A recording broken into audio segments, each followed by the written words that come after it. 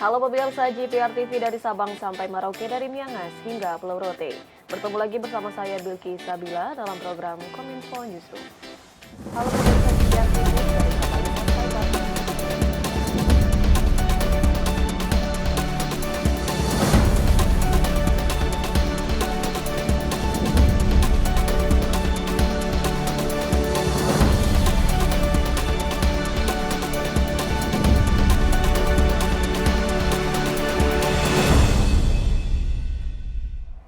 Inilah Kominfo Newsroom selengkapnya. Pemirsa, pemerintah Indonesia melalui Kementerian Komunikasi dan Informatika telah melakukan percepatan perluasan digitalisasi guna mempercepat implementasi digital transaksi keuangan daerah di Indonesia. Dengan percepatan perluasan digitalisasi daerah, diharapkan dapat menopang digitalisasi transaksi keuangan daerah secara optimal.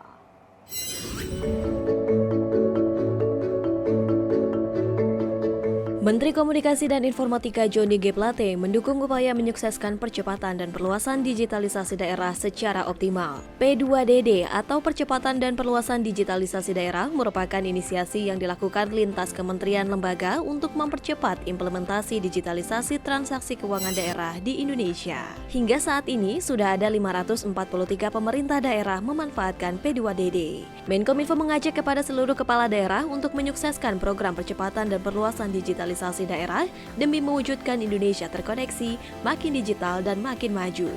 Hal tersebut disampaikan Menkominfo dalam Rapat Koordinasi Nasional Percepatan dan Perluasan Digitalisasi Daerah tahun 2022 dengan tema Akselerasi Digitalisasi Transaksi Pemda dalam mendukung pemulihan ekonomi dan pengelolaan keuangan daerah yang lebih akuntabel. Ini menunjukkan urgensi transformasi digital nasional yang perlu untuk terus didorong dan kita akselerasikan secara bersama-sama. Dengan semangat tersebut, P2DD, Percepatan dan Perluasan Digitalisasi Daerah, dilakukan untuk mempercepat implementasi salah satu komponen terpenting di dalam ekosistem ekonomi digital, yakni digitalisasi transaksi keuangan daerah. Sebagai tuan rumah ASEAN di tahun 2023, Indonesia mulai mempersiapkan segala sesuatu, utamanya mengenai logo yang akan dipakai oleh Indonesia dalam pertemuan ASEAN mendatang. Logo dan tema keketuaan Indonesia di ASEAN 2023 ini merupakan semangat menjadikan ASEAN epicentrum pertumbuhan dunia.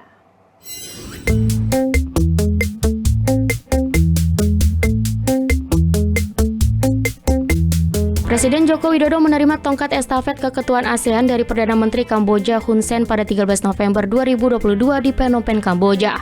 Dengan hal itu, maka Indonesia secara resmi dipercaya memimpin keketuaan ASEAN mulai 1 Januari 2023 sampai dengan 31 Desember 2023 mendatang.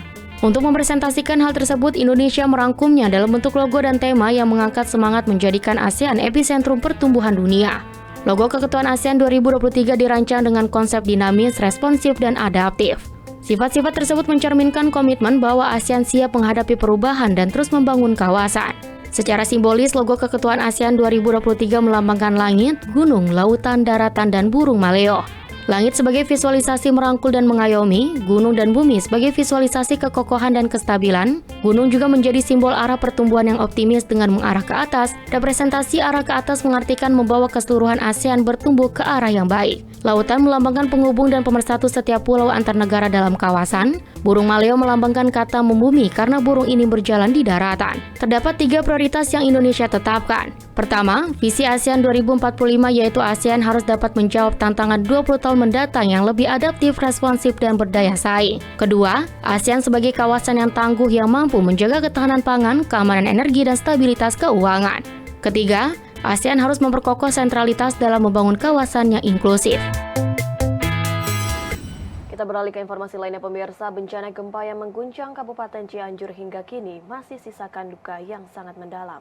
Kendati demikian, pemerintah bertindak cepat dan akurat mengirimkan bantuan, salah satunya dengan mendirikan rumah tahan gempa bagi warga yang terdampak.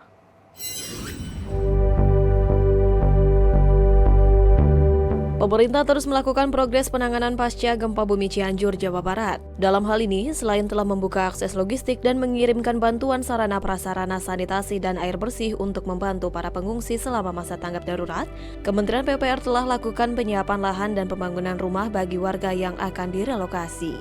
Adapun lahan untuk relokasi di dua tempat, yakni seluas 2,5 hektar di Cilaku dan seluas 30 hektar di Mande, Cianjur.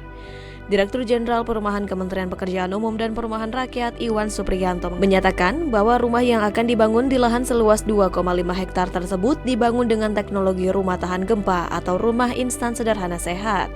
Masing-masing rumah bertipe 36 dan dibangun di atas lahan 75 meter persegi. Jadi kami telah memulai pembangunan ini 10 hari setelah bencana itu terjadi. Setelah lahan ini dinyatakan clear and clean. Clear and clean ini berdasarkan justifikasi teknis Badan Geologi, kemudian pada BMKG, kemudian secara tata ruang sesuai dengan rencana tata ruang peruntukannya untuk kawasan perumahan, dan justifikasi dari Kementerian PUPR kemungkinan untuk membangun di lokasi ini. Di lokasi yang merupakan relokasi tahap 1 tersebut, dari 200 unit pertama yang akan dibangun, Iwan menargetkan 80 unit pertama akan selesai pada akhir Desember 2022. Kemudian sisanya sejumlah 120 unit ditargetkan selesai paling lambat minggu ketiga bulan Januari 2023. Sehingga pada akhir Januari 2023 seluruh rumah sudah bisa ditempati.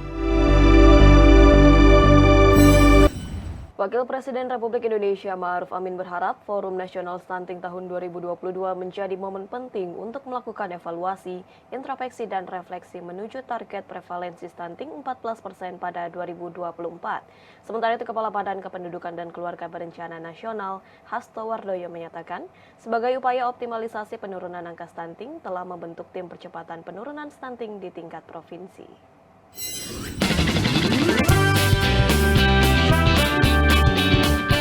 Wakil Presiden Republik Indonesia Ma'ruf Amin mencermati masih adanya beberapa persoalan terkait upaya percepatan penurunan stunting yang perlu segera dibenahi bersama. Persoalan pertama mengenai koordinasi antar lembaga di tingkat pemerintah. Wapres meminta para kepala daerah untuk memimpin secara langsung koordinasi pelaksanaan program dalam lingkup kewenangannya. Masalah kedua yakni pada garda terdepan pelaksana program, yaitu para pelaku di tingkat desa dan masyarakat di mana kapasitas sumber daya manusia, ketersediaan sarana dan prasarana, koordinasi antar pelaksana serta dukungan operasional masih perlu dioptimalkan. Dalam kesempatan tersebut, Wapres menyampaikan Forum Nasional Stunting tahun 2022 menjadi momen penting untuk melakukan evaluasi, introspeksi, dan refleksi. Sebab, waktu menuju target pada tahun 2024 angka stunting di bawah 14% hanya tersisa kurang dari 2 tahun. Alhamdulillah, prevalensi stunting berhasil diturunkan dari 30,8% pada tahun 2018 menjadi 24,4% pada tahun 2021. Kita masih menunggu hasil studi status gizi Indonesia SSGI tahun 2022 oleh Kementerian Kesehatan. Dengan mempertimbangkan kerja keras, kerja cerdas, dan kerja kolaboratif yang selama ini didorong, saya berharap tren penurunan prevalensi stunting juga akan berlanjut pada tahun ini. Sementara itu, Kepala Badan Kependudukan dan Keluarga Berencana Nasional Hasto Wardoyo dalam laporannya menyampaikan, permasalahan stunting masih menjadi perhatian utama dari pemerintah guna menyiapkan sumber daya manusia unggul dalam mencapai Indonesia maju. Dari beberapa tahun sebelum tahun 2022 ini, penurunan stunting belum pernah melewati angka 2% per tahun. Sesuai arahan Bapak Wakil Presiden, di tahun 2022 ini diharapkan optimalisasi penurunan angka stunting bisa mencapai 3%, sehingga bisa diproyeksikan di tahun 2024 bisa mencapai angka 14%. Oleh karena itu, kita perlu bekerja keras dalam rangka mencapai target tersebut. Pemirsa, usai jeda kami akan kembali dengan beragam informasi lainnya. Tetaplah bersama kami.